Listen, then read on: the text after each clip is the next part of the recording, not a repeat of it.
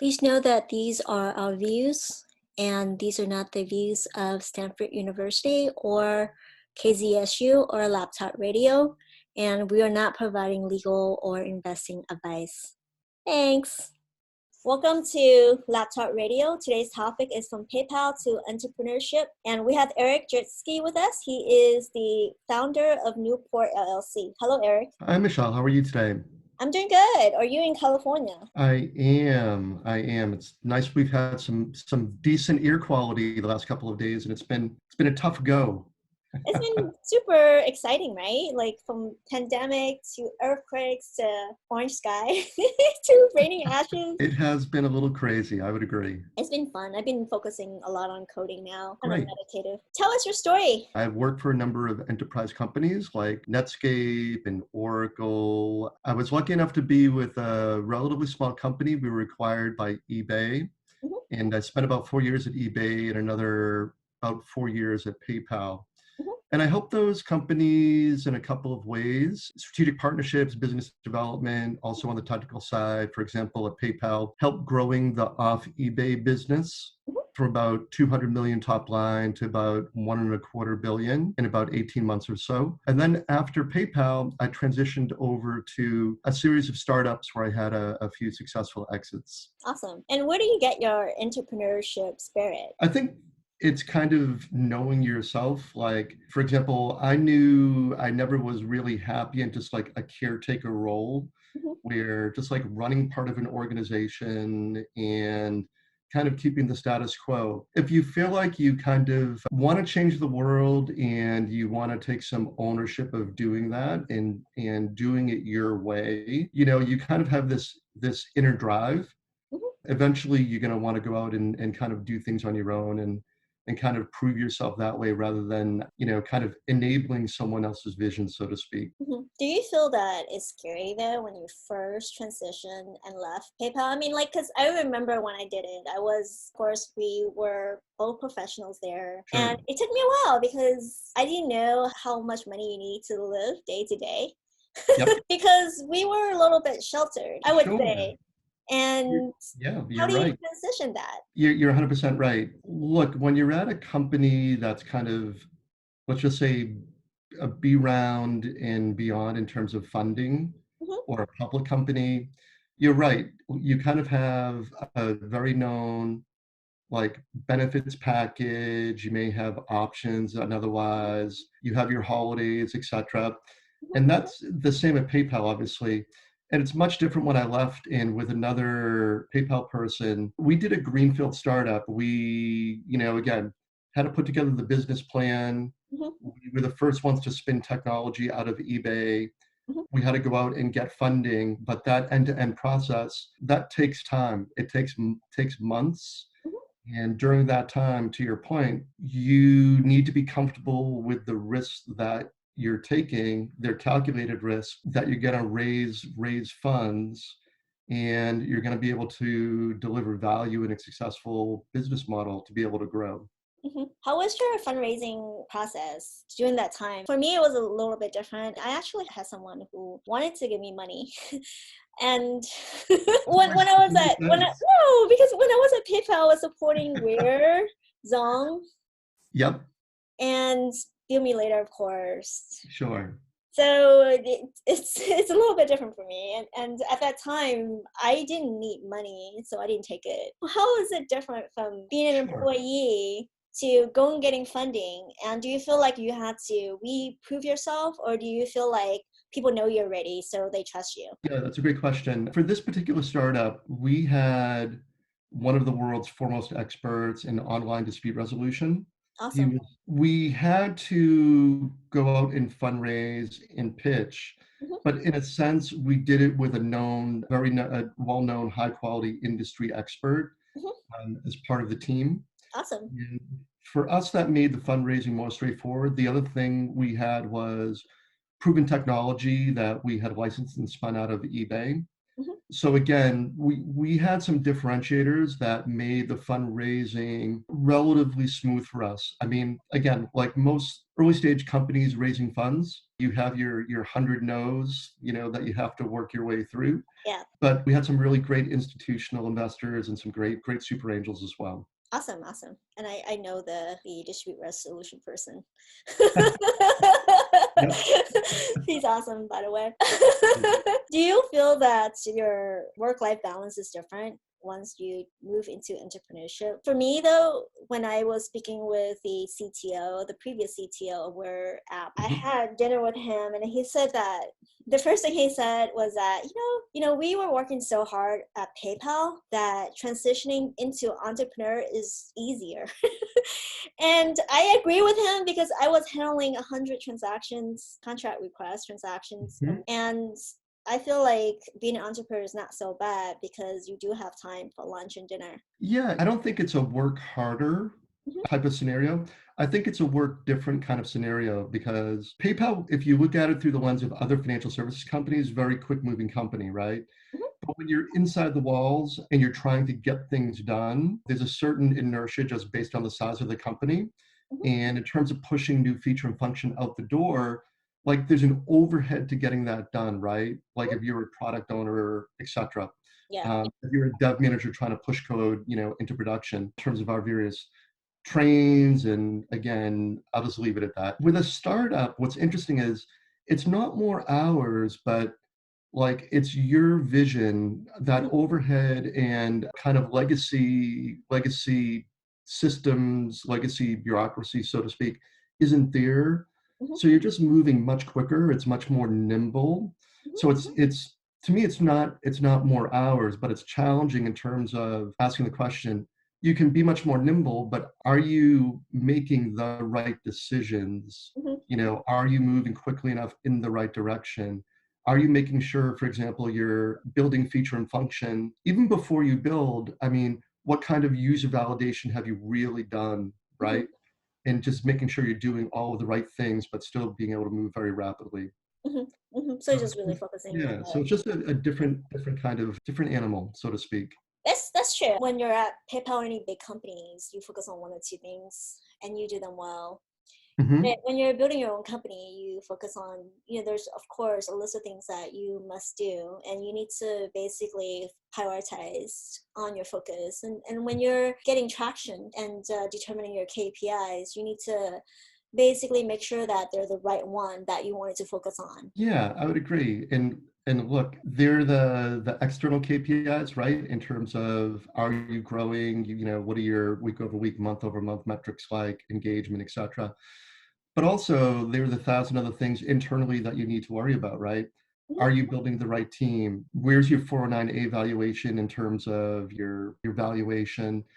Again, all of those details, what are you doing in terms of initial benefits for your team? All of these things, in terms of refining your pricing model internally, looking at your unit costs, just again, all of the things that you need to do beyond building product, thinking about market. It's all of the internal systems, mhm. all the internal controls, all of the internal rewards that people need, right?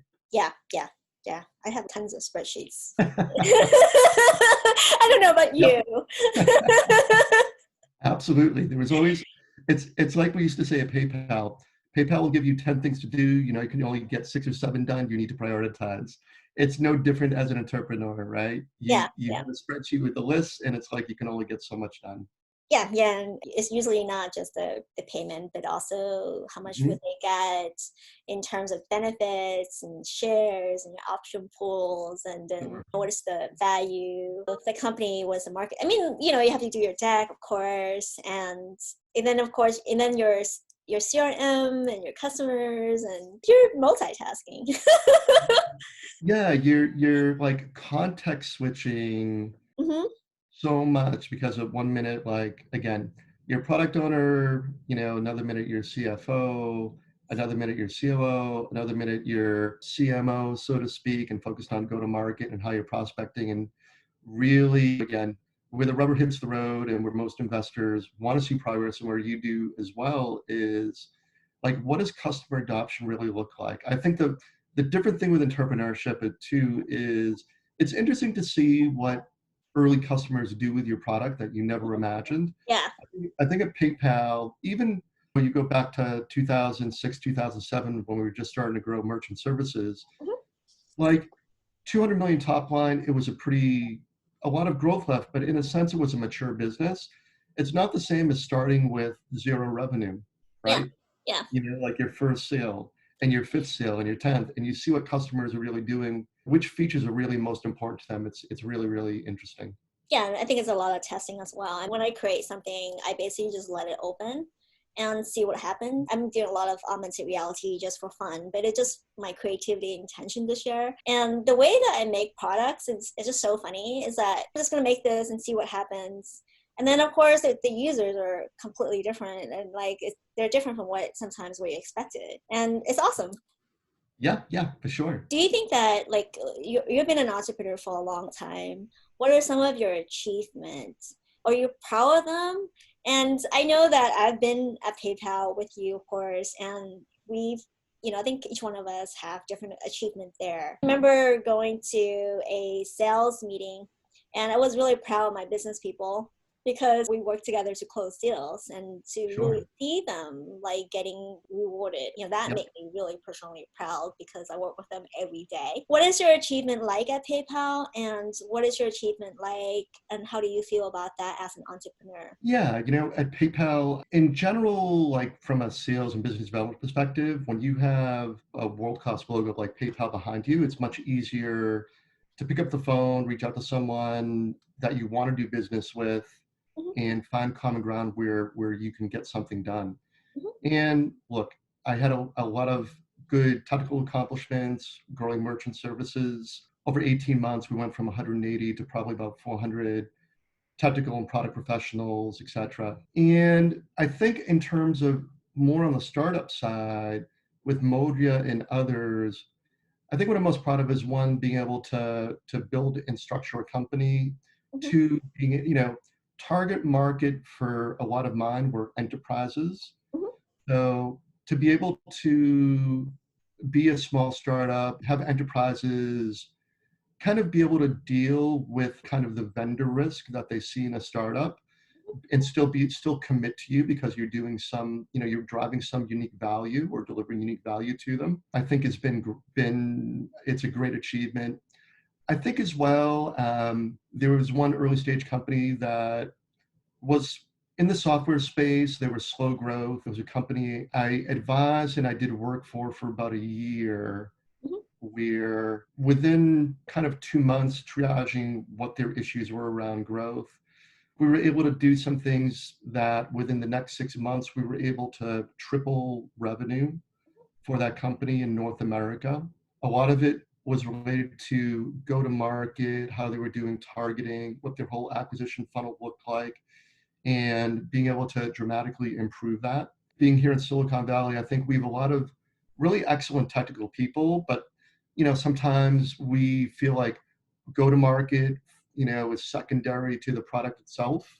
But again, without your ability to grow revenue and grow the top line, the greatest technology in the world will kind of wither on the vine.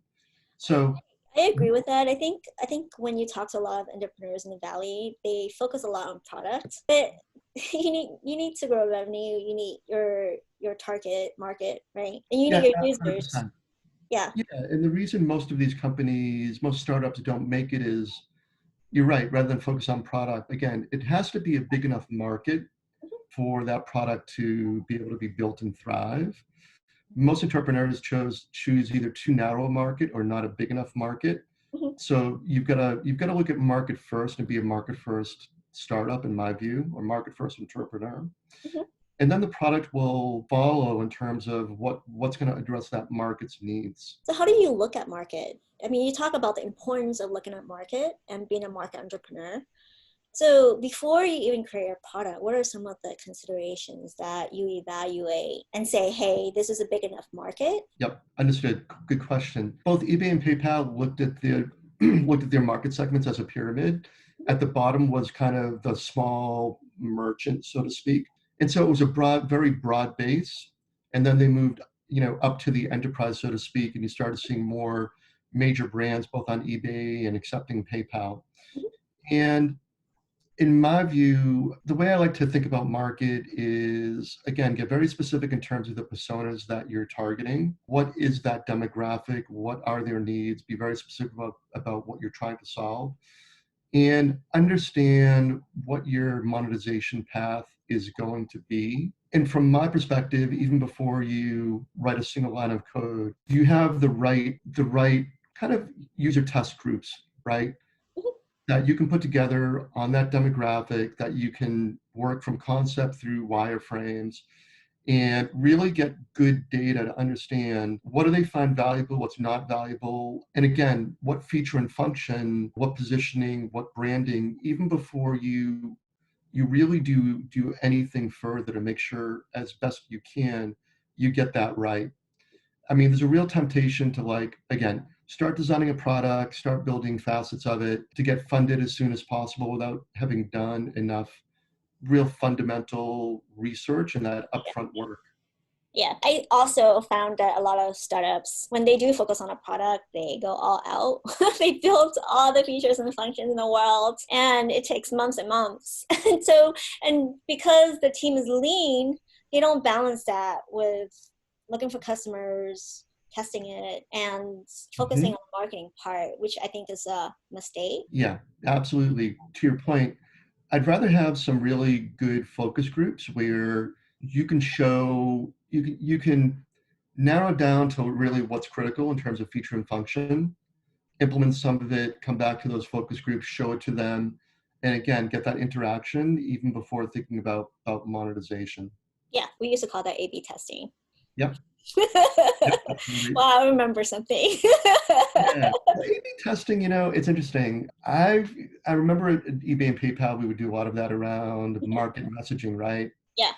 And again, even when we were going to release feature and function, there are certain markets like Australia that we would release into first. Mhm. With a startup, again, typically you're focused on, again, just one or two discrete segments. And to your point, focus groups, testing messaging, testing positioning, testing what feature and function is critical, because you have to realize it's not about what you think is critical. It's really about what does the customer or prospect think is critical. What are they really going to use before you go out and build something that is either too complex, it's not critical path, it shouldn't be part of MVP, and Mhm. it's really not going to move you forward. It's going to be wasted effort, Yeah. at that early stage. Yeah, and I agree with you. I think sometimes it's that one particular feature that they love. And even if you build 100 of it, they'll still use it. And if you build something that you yourself love, they might not like it. Nobody will use it. And that's really the power of getting feedback and having your target market people give you feedback on what you need to do. I think that's really important. I think a lot of people just forget that. And people Sure. who are technical really focus on their product because that's what they like to build at. Yeah, people do as well is they'll focus on building the product, but they won't fully instrument. So, in terms of really understanding what features are the most sticky, right? What's being used the most? What's lagging? We're during, for example, an onboarding or during a kind of a feature flow, is a user getting stuck? And that's the kind of data you really need early on, and you need good instrumentation. The temptation, again, you want to move quickly, you don't instrument properly, and it just becomes harder to understand really what that user behavior is. When I did a lot of that at the beginning, for example, I was on Twitter and I put an ad out and I was talking to the Twitter representative and like he kind of freaked out. Like and I basically had to downplay myself. And then I say, I used to work at PayPal. So he doesn't get freaked out. And Right. then when I was talking to one of the other person who wanted to charge me 150,000 or so to really understand Apple, and I didn't take it, it was because he just disappeared on me because I think he didn't take me seriously. I think he just looked at my LinkedIn profile and then figured that he could charge me 150,000 a month to teach me something about being on Apple. And I actually ended up making a product that got featured on Apple all by Sure. myself without his help. Yep. And And then there was like another instance where I had a vendor. He looked at my LinkedIn and he just totally freaked out. And I was just like, no, I'm not competing with you. I could talk to your manager personally if you want, just so that you guys could feel safe. Do you get a lot of that? Like, as someone coming out of PayPal, how hard was it to work with vendors where people don't freak out, your experience doesn't threaten them? Yeah, that's a really interesting question. I think it can be difficult because like any in any industry, you have people out there who are just trying to make a buck. They might really not know what they're talking about. Yeah. It's a little bit of, let the buyer beware. I think, in all honesty, sometimes with angel investing as well for entrepreneurs, you'll meet some angels that, you'll kind of be like, wow, this has been an interesting experience. This person is a little bit like the experience you just described Yeah. with the Apple person, where you just said, I don't think I want this person investing. It's just not, right away, it's just not going to be a good fit. Yeah. Yeah. So you do run into those kind of people. On the other hand, you run into a lot of great people out there too, Mhm. and you can very quickly have a direct conversation because, again, you respect their experience, they respect yours, they understand your background. Like for me, beyond biz dev and finance background, I have a technical master, so I'm okay getting into technical conversations, with various vendors, and I can do it from that experience base. Yeah, that's awesome. I mean, I feel that I've experienced two sides of the coin. Like when they look at my LinkedIn, they usually feel a little bit threatened or freaked out, and I have to say, hey, I'm not doing anything similar to yours. I'm actually paying for your services. I have no intention to compete with what you're doing. And then I go to startup meetups where they want me to be an admin. Just like, okay, which I don't mind because I don't mind being anonymous and Yep. just basically going there and talking to the community and just hanging out, which is good because it keep you humbled, right? And Yeah, yeah. absolutely. And the more you meet with people, like I've been lucky enough. Mitch Kapoor, the founder of Lotus, was an investor in the startup we talked about earlier. And meeting him, you realize, yeah, he's a brilliant guy, but he's a human being, just like you and me. Yeah. You can have a great conversation with him, and the same. When I was at PayPal, we had a meeting with Mark Benioff, and again, real busy guy, really bright, really fast moving, but again, he's a person just like you and me. Yeah. So, and it's all about getting business done. Yeah, it is about really getting business done. What are some of your thoughts on what kind of skills do we need as a successful entrepreneur?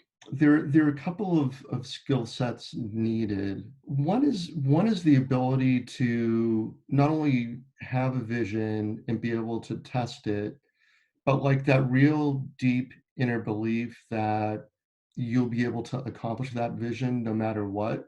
Mhm. Because as an entrepreneur, you're going to have roadblocks thrown in your way a million times along the journey, Mhm. and you need to just have kind of the belief in yourself and kind of the gumption to be able to get over those hurdles. Mhm. I think another ability is when you realize like you won't be able to do everything yourself. There's just no way when you're building a company. And your ability to put together a cohesive team Mhm. and be able to lead, and also to be able to understand your leadership style, meaning some people it's more of a collegial kind of leadership style versus other people where it's still more old school hierarchical, top down, more hub and spoke. So again, just between vision, the belief, being able to put together a team, leadership, you, I think, as you said earlier, Michelle, like in a larger company, you're almost forced to be a specialist in a certain area. Mhm. Whereas as an entrepreneur, you're forced to be more horizontal, you're forced to be Mhm. broader, and you're going to need to understand where you have kind of gaps and where you can fill them with other, it could be founding members or members that you're going to add to your team. Mhm. That's so true. And how do you motivate your team as a leader in the startup? When you're at a big company, of course, we get compensated. We have RSUs. We don't leave the parking lot. Everything is really given to us. pretty much. That's But right. as an entrepreneur, I have to buy my own HDMI cable. That's the first thing I did. Yeah, there are a couple things that motivate you can use as motivational tools, right? One is obvious, the early equity in a company that goes big is important to a lot of people. I think the second lever is like, what's the mission of the company, right?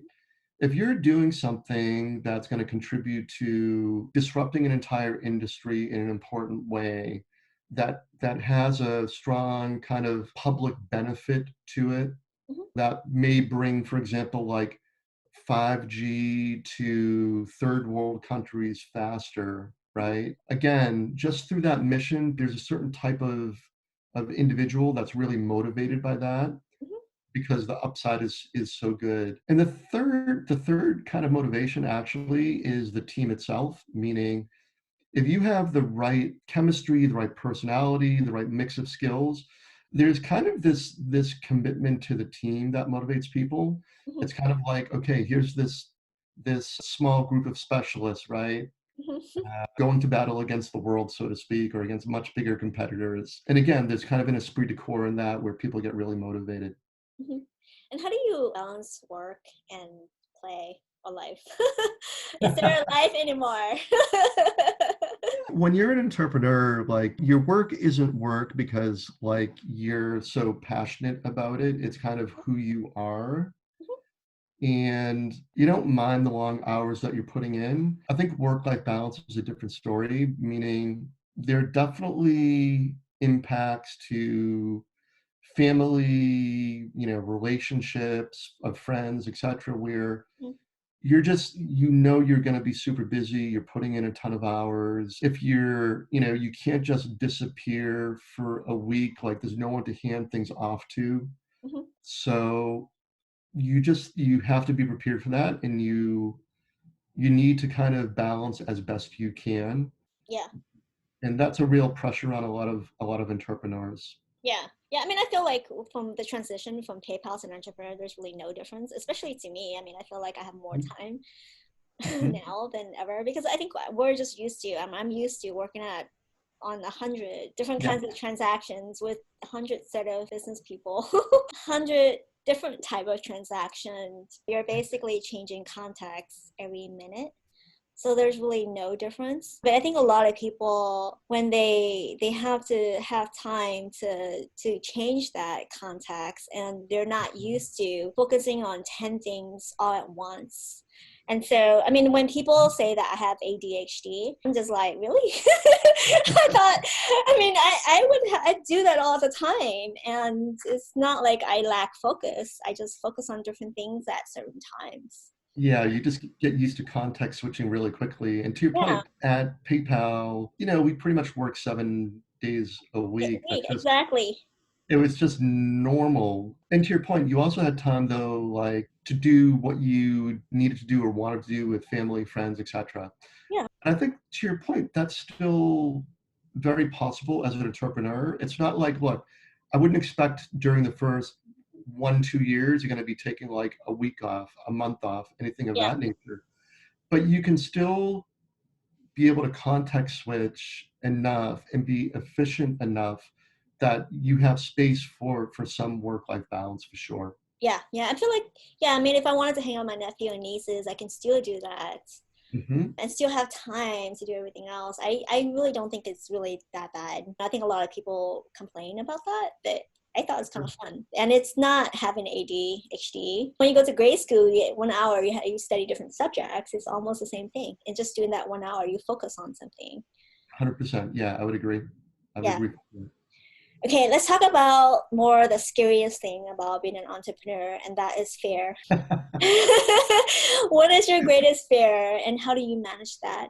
As an entrepreneur, like some of the biggest fears were like, are we ever going to get funded? Mhm, Are we gonna be able to meet like our round of minimum to actually get around kind of closed? mhm, And then there are deals that you're chasing that could make or break you. And mhm, look, typically on the enterprise side, you're dealing with a much bigger, much slower moving organization. You're dealing with budgets that are outside of your champion's control. mhm.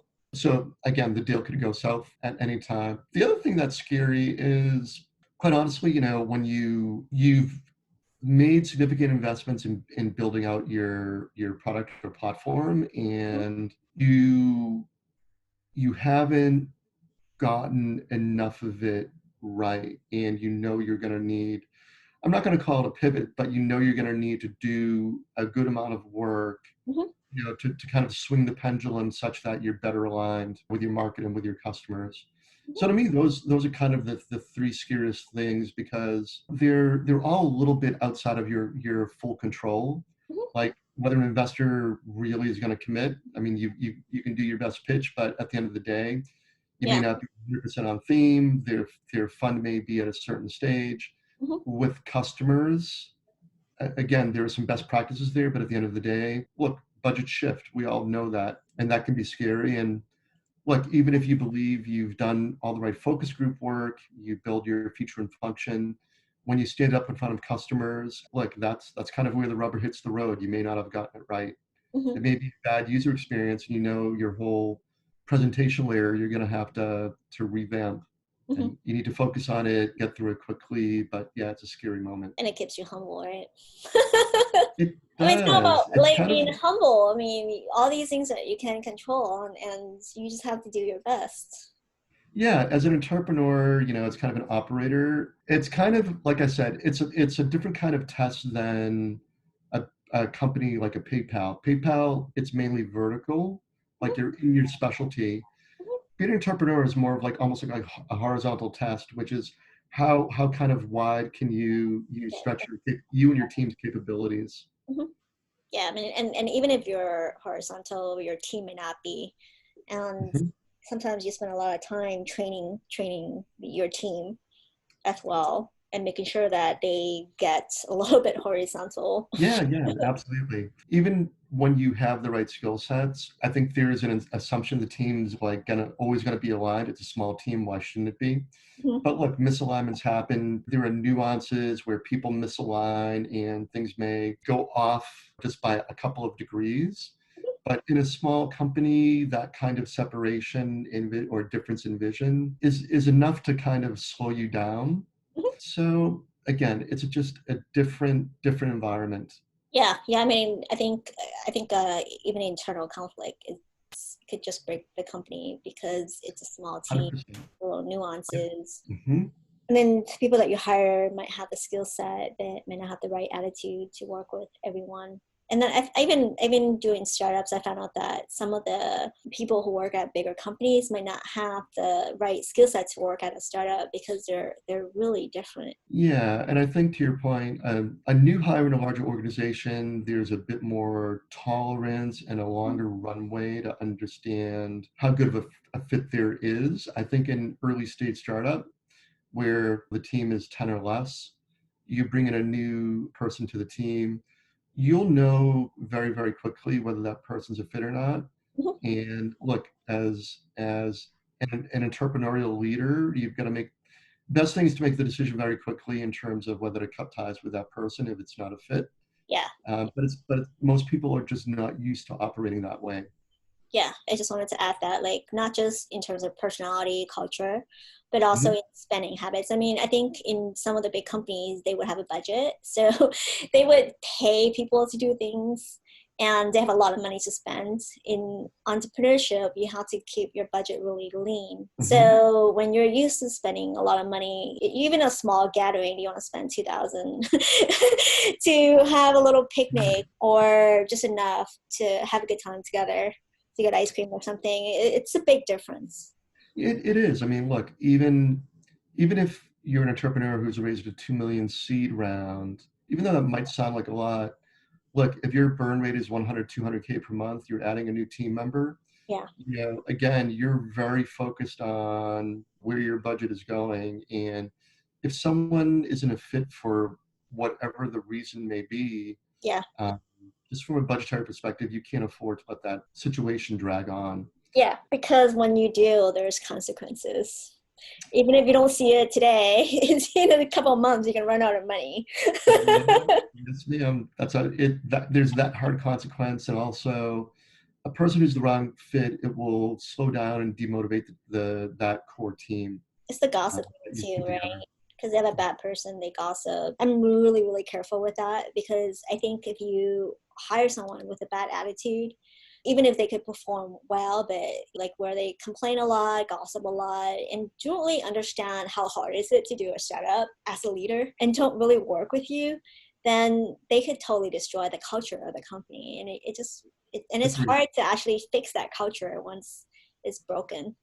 Yeah, and even look, it's really hard to find team members who understand what they're getting into in an early stage startup Mhm, and what the commitment really is. mhm. And the more you can do during the hiring process to kind of almost test someone to see how they pass, again, kind of stress test them, give them actually some small deliverables to get done, have them interact with some of the team, and see what yellow flags or red flags come up, Mhm. just so that both sides are aligned and that person knows what they're getting into. Yeah. Because a lot of the times that if you haven't done an early stage startup before, you just don't realize what's being asked of you really. Yeah, and it works the other way around too Mhm. if you're asked to work with the founder because you want to make sure that the founder is committed as well. That you don't want to make changes in your life and then 6 months in the founder give up.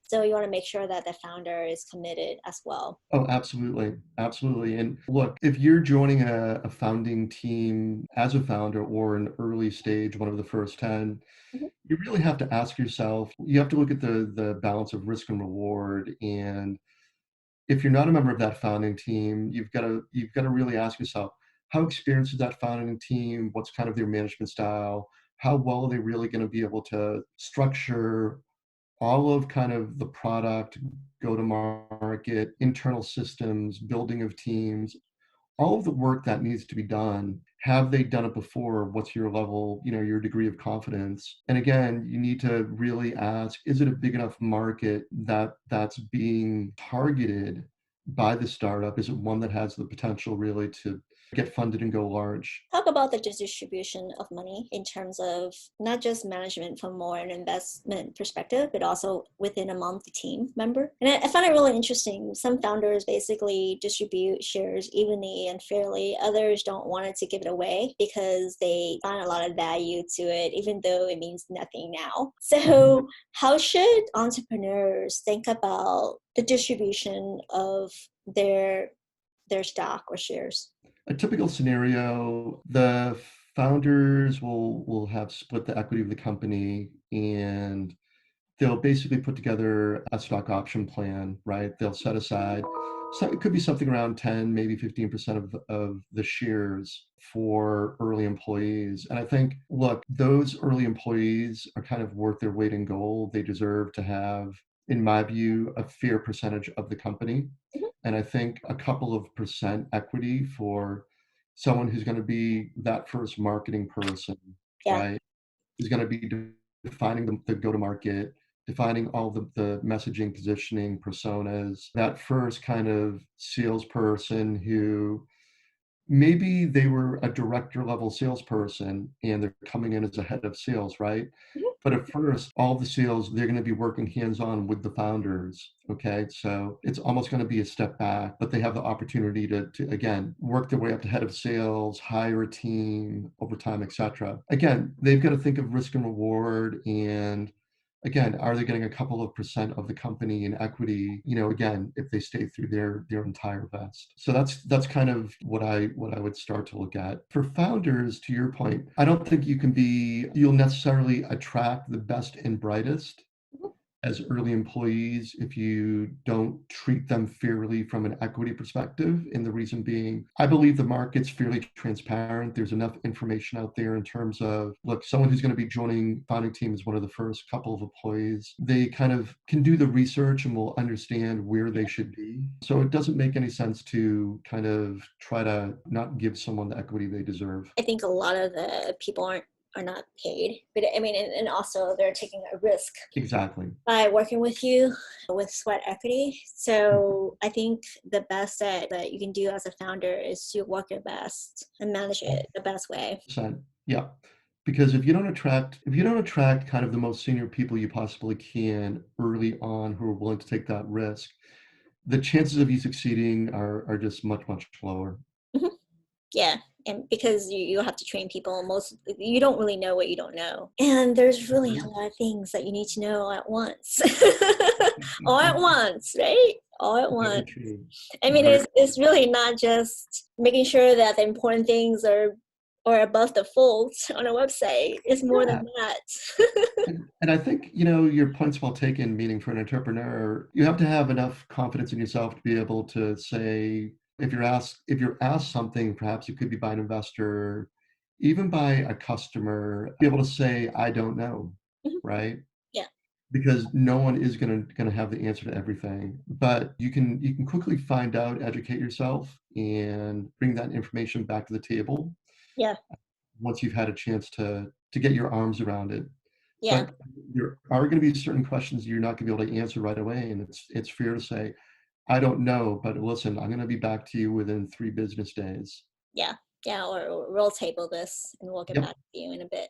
hmm So, what are you up to now? Yeah, so now I'm an equity partner with, think of us, we're a boutique management consulting firm. We have about 50 former CXOs all across the US, and we help companies up to 100 million optimize their performance. Typically, to get ready for a transaction. Hmm. Could be selling the company. We work with a lot of private equity companies, so it could be a private equity transaction. Could be getting a company ready for an intergenerational transfer. Hmm. And again, the skill sets we have former CEOs, COOs, CMOs, CROs, again, all across the gamut. And again, we have experience in almost every industry. So again, for me, it's a great role because being here in Silicon Valley, I work with a lot of earlier stage companies Hmm. where we have an equity position, we take an equity position in that company. We help them, whether it's from an operations perspective, financial perspective, product perspective, technology perspective, top line growth perspective, i.e. go to market, Hmm. profitability, liquidity. We have a lot of capability we can bring to the table. Awesome. Yeah, it's a lot of fun. Yeah, that sounds great. And what is that one advice that you want to provide to the community? Oh, good question. I think what's really important is find kind of a mentor who also has been an entrepreneur and has kind of been through the mill before, and ideally several times, that you can, when you don't know or you need a mentor, an advisor that you can turn to, where you can just say, hey, can we get on the phone for 5 minutes? There's an issue I want to run by you. Yeah. And like, that person's going to give you great guidance. They'll be available for you. To me, like early stage, that's really, really important. Yeah. Will you give your advisor or mentor shares, advisor shares? Yep, I do. And it depends on how active they're going to be. So usually when you're talking to an advisor, if you're having a 1 hour conversation once a month versus a 1 hour conversation every week on various topics, that will drive how much equity within in the normal range that you'd want to put on the table. Yeah, yeah. That's basically for normal equity company. And then for blockchain companies, it's a little bit different because it's a little bit more involved. I've met companies who don't believe in providing advisor stock to advisor. They don't really know what that is. So that's why I asked you, because most of the startups are not going to be successful. So essentially you're not, there's a big chance that you won't be compensated for the help that you give to the projects. So I Right. think it's out of respect that at least you give them some advisor shares. Yeah, I think so. And look, I think a good mentor will only take on so many startups because they know if they start to kind of spread themselves too thin, they get peanut buttered, they're just not going to be effective. And so, like for me as an advisor, I'll look for entrepreneurs who, again, have the right skill set, have the right experience, have the right vision, are focused on a large enough market, and where I feel like I can make an impact. So again, even for me as an advisor, it's again a risk reward that I weigh. Yeah. In terms of, to your point, is this something I want to put my time into? Is it going to be valuable? And knowing that I'm only going to put my time into a handful of these at the very, very most. Yeah. Uh, is this one where for the next 2 years, like it's going to be the right relationship, and we can build something here that's really valuable. Yeah, yeah, and I love founders who are more humble. I've met also founders who lied. And I've been kind of like focusing a lot on screening a lot of the founders because I just don't want to waste my time. I mean, like when you really think about it, it's not money the time that's the most important. That's right. And to your point, it's like that screening process for me lasts a couple of months. Mhm. And I'm happy to work in kind of a light advisory role for a few months, Yeah, because that's the only way you're going to understand if yeah, I there's do a the same fit thing. or not. And also, to your point, under the pressures and stress of an early stage startup, like, you're only human. People react differently, and you might have a founder that, resorts to bad behavior. I've seen it as well. And it's just something that, to the best of your ability, you want to discover as early as possible, Yeah, or it just means you have to unwind it later. yeah, And look, investors will see that and understand it and sense it, and so will yeah. your initial employees. I mean, I've seen founding teams where one founder failed at a particular role. Mhm, They were heading up technology. mhm. They took on other roles where they were wildly successful, but the other founders didn't really trust that founder in Mhm, front of investors when they were pitching. mhm. And it created some bad dynamics, and it hurt them from a fundraising perspective. Yeah, I think people can kind of sense it and feel it, and certainly it was pretty like a red flag when I heard the founder speaking about someone else, and it just kind of raised a red flag, and then it turned out to be true that that person was hiding something. I think eventually people will find out, and Mhm. then they will kind of know and remember that you're not being honest. And I think it just destroys a whole startup ecosystem, entrepreneur system. Yeah, it does. Look, there are a lot of different motivations that entrepreneurs have and founders have, and sometimes the pressure and stress can turn those motivations sour. It just overrides the motivations, and you can definitely see some bad behavior. It's unfortunate, but look, that's no different than like when we were at PayPal. If there was a P0, right, in terms of some code that was released, something broke, it's all hands on deck. We would have people working round the clock to solve that, and people would just get exhausted. It's no different in a startup where people are working really hard. But from a stress perspective, again, they just may react in a way that Yeah. is not good. And you need to Yeah, be. I think confrontations and I think being stressed out and just really navigating through those emotions are normal, but I think lying is not, right? I think if you do have a dirt co-founder and you basically lied about it and then you lied to everyone that you work with, then I think that's a different attitude, and I think that destroys the startup ecosystem. But I think if people are fighting and they need to get through stuff and people are stressed out, that's perfectly normal in a startup. People do that all the time. They might be yelling at each other because they're stressed out. They're making decks like last minute at 3 a.m. in the morning because they have a meeting with an investor at 8 a.m. or so.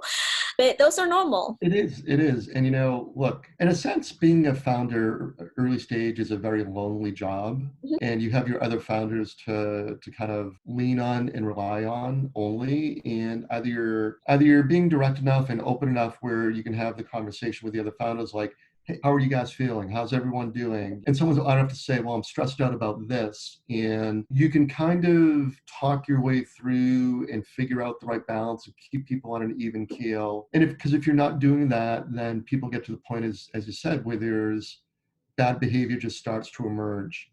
Someone feels overworked, they're not the best communicator, they start cutting corners somewhere, and it just kind of snowballs in and on itself. Yeah. And I'll be honest, we see the same with the companies we work with up to 100 million. CEOs that have grown businesses to that size, again, it is a lonely job. Yeah. So Yeah, it anyway. is. It is. I mean, people hate you. A lot of people hate you. It's true because Well, sometimes you make decisions, you that have to may make those not seem decisions. friendly, right? And like, have you tried firing people? I mean, seriously. It's like someone said to me early in my career, if you ever get comfortable firing people, it's like it's time to get out of the business, because it's a really hard thing to do, and it should be a hard thing to do because you're dealing with another person. Yeah. Um, but I think there are some great CEOs, both at the startup level up to 100 million, that are great communicators. That I think their teams do love them. Hmm. Um, I think it's more rare than it should be. Hmm. But to your point, look, if a company is downsizing, it's kind of like at Netscape, right? Early days, Bart still Yeah. always said, if we have a down quarter, we're going to match expenses to revenue. We're going to have a RIF. Everyone knew it. We had a down quarter, one quarter, and I was in Boston. We went from 25 down to 12 in that one day. And these are people who had always done their job. They were making their numbers, but that's the way it was. And Barksdale was very open and honest about it. And so, Yeah. everyone got it. It wasn't unexpected. Yeah. What are some of the characteristics of a great founder or even a great CEO? Because I think sometimes we can focus on the bad and negative traits of a CEO. Of course, we heard them on the news all the time. But what are some of the characteristics of a good CEO that we should celebrate? Yeah, that's a great question. I think a great CEO, again, not only has this end state vision that in their head, but they're able to really communicate it, and they're really able to kind of put together the right sequencing, right? Meaning step by step, kind of sprint by sprint, epic by epic, story by story, right? In Mhm. terms of building the product, building the go to market, building the company operations, building the team. Mhm. They can do it in a rational enough way and be able to communicate it to investors, to all the stakeholders, investors, the team, even in a sense to prospects and customers, Mhm. where they're able to communicate and in a sense control, well, what's the sequencing of release of feature and function in such a way that it's attainable by the company's not overloaded, it's going to break, and it's going to have a success failure, so to speak.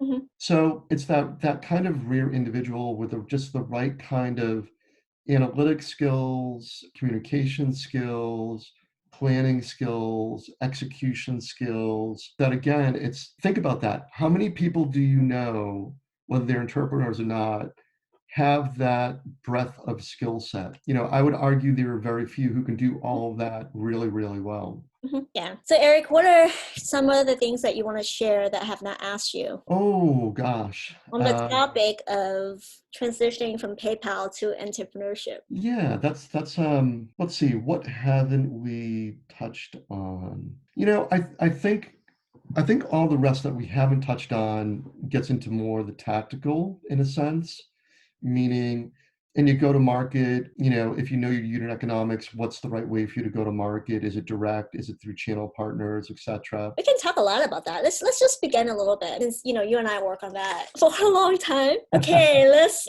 start with small, medium-sized businesses. Uh-huh. Okay, what would your ideal go-to-market be? Ideal go to market. Yeah. Ideal would be you have a really unique disruptive value proposition, Hmm. because if you have something no one else has, it makes the go to market much more straightforward. It gives you a lot of latitude in terms of like your messaging, your brand, your pricing. It gives you a lot of latitude too in terms of are you going to price low or even go for free? So you become the de facto market standard before anyone else, Hmm. and then you decide to monetize it afterwards. So a unique value proposition where you're really disruptive is like ideal world. I almost don't care like what the vertical is. I Yeah. almost don't care about focus. Again, as long as it's a big enough market where you have a big enough market to attack. Awesome, awesome. Now let's talk about distribution channels. What kind of distribution channels you would use and how will you go about it? Yeah, I've been with companies where we've been distributing technology and we've been also, in a sense, distributing services. Mhm, So, technology first, depending on your type of technologies, there are distributors for kind of packaged software. mhm, If you're a SaaS model, your distributors really become what are the sites that are contextual for you, where again you can kind of get distribution from. mhm, I think for both of those, the biggest question becomes what's my cost of acquisition? How much am I paying out into each channel mhm, for a given deal and for what period of time? mhm, Is it a third, for example, is it 30% of initial revenue, first year's revenue, mhm. et cetera, et cetera? And I think on the services side, depending on like, let's take technology services. Sure. If you're doing something, if like you have a lot of resources in the DevOps space, you have some IP, Mhm, but you also support some of the larger DevOps vendors, how are you working with that vendor mhm, to basically drive your own top line, right? mhm, And do it at margin rates that make sense for you. mhm. And again, it's kind of like with SAP and with Sapphire, again, what annual events do they have or industry events where they can kind of pull through revenue for you, they can give you presence, etc. Mhm. Yeah, and also make sure that those are tracked so there's no disputes later on. Sorry, I mean, I just have to mention that because of course, and when I work on those deals, it's just like and making sure that your partners believe in your products, and they sometimes you can rent to them and have them test it out. Yeah, and to your point, I think in terms of effective distribution channels, in my view, it's kind of an 80-20 rule. Mhm, I mean, it's only going to be 20% of the deals that really deliver for you, even though you do your best to try to align expectations before you paper a deal. Again, if there's really no performance criteria that's tight enough, again, and even if there is, my view, only 20% of those channels are going to be effective. yeah, yeah, and it depends on region as well, like whether it's Mhm. outside the U.S., in the Yep. U.S., and all that kind of stuff. All Yep. right, let's talk about sales, direct sales. Sure. So, What would you like to know, Michelle? okay. So, Yeah. okay, direct sales to me, here are the biggest pieces. One is even if you have just a founder and you have one or two salespeople, the question becomes how good is your prospecting? Mhm, Meaning, are the personas you're going after kind of director level, VP level? Is it the CEO in your target market? And how well are you messaging to that persona, right? mhm, And from there, it really amounts to how well are you running your sales process? Meaning, think of it this way. When you think about your funnel and your pipeline, a lot of people do that in a very loose way. mhm, I would argue that most organizations, small or large, will put 10 times as much effort into their financials as they do into their sales pipeline. mhm, Even though if you aren't, to me, sales pipeline is a living document, just like your financials every day change, so does your sales pipeline. mhm. If you're not spending time on it every day, if you're not looking at it on a weighted basis, if you don't know which deals are most critical, you're just not going to win. You know, you're not going to get where you want to go. So to me, like direct sales, it's all about acquisition marketing, it's the right messaging, the right targeting, the right personas. It's all about the right sales process. It's all about, one thing that I really like to do is put together your business terms first, Mhm. right? It can be blank sheet of paper, keep it at one page, Yeah, because unless you gain agreement there, the deal isn't going to go any further. yeah, And once the business people are in agreement, then you can hand it off to the lawyers to paper the deal.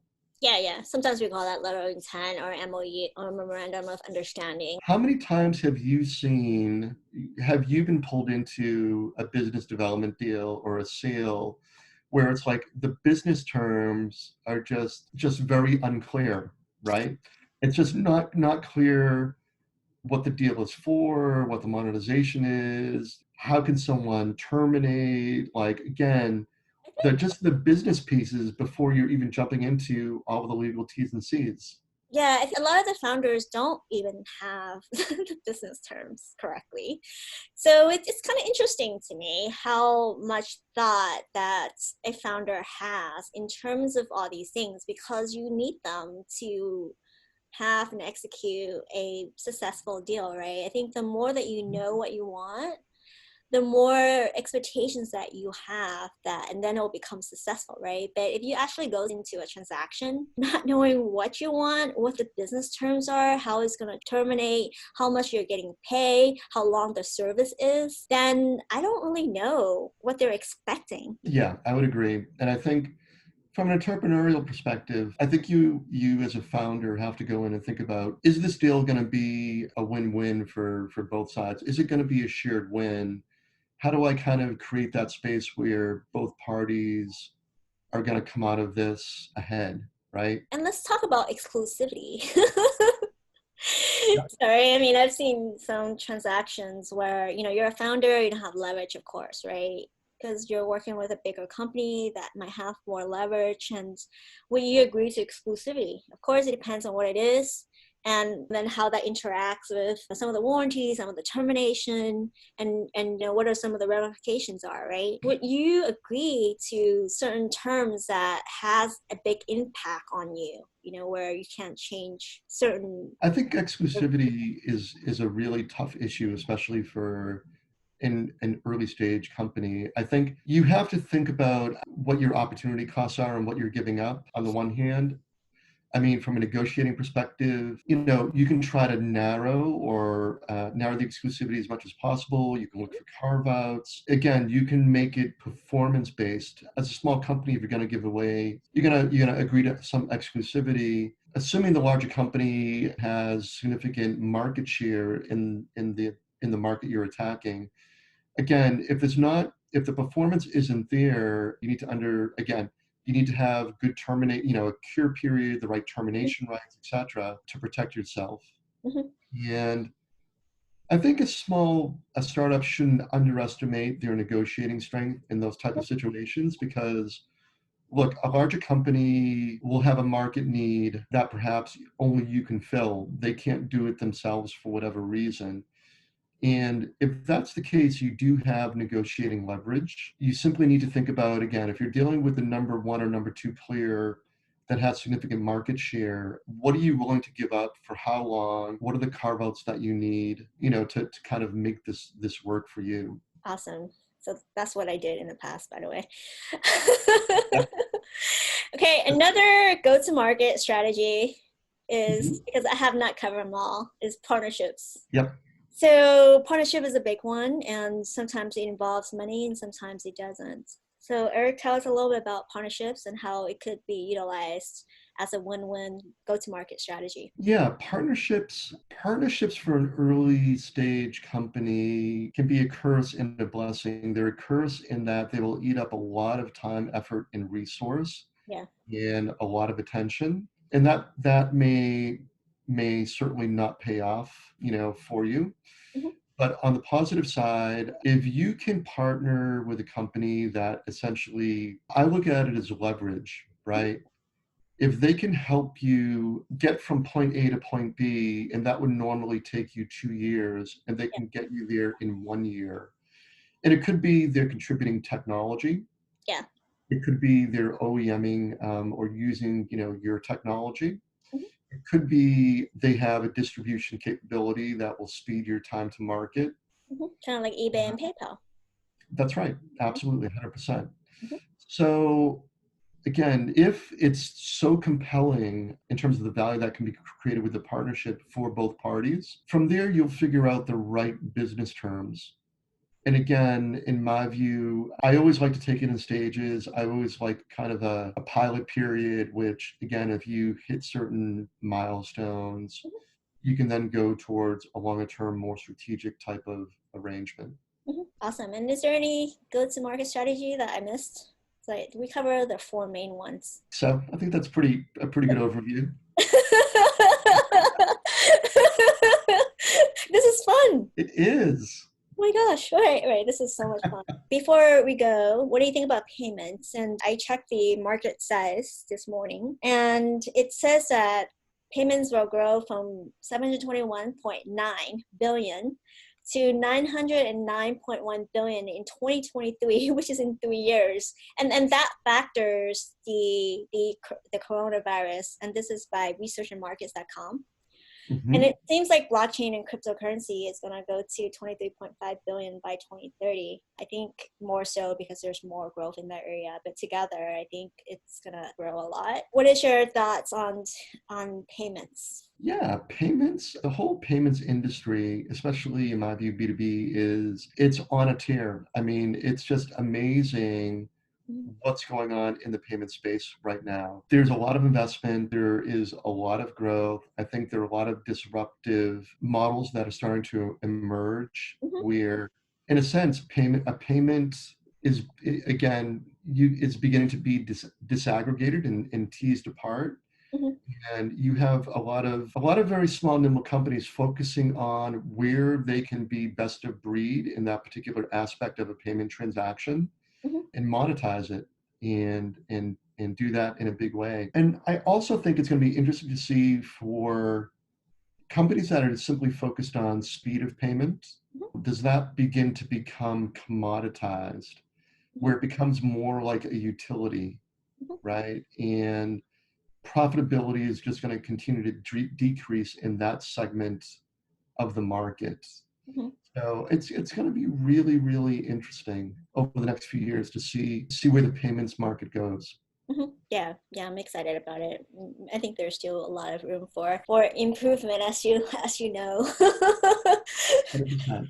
Like I still can't really pay people in a very smooth way, and I think it's gonna get better over time. Yeah, I think so. I think in terms of kind of consumer payments, you're right. I think there are some really interesting things going on out there where even the last mile of a digital payment, which is I want to send you money, but again, you're maybe in a city in a foreign country where digital currency is going to be more difficult to deal with.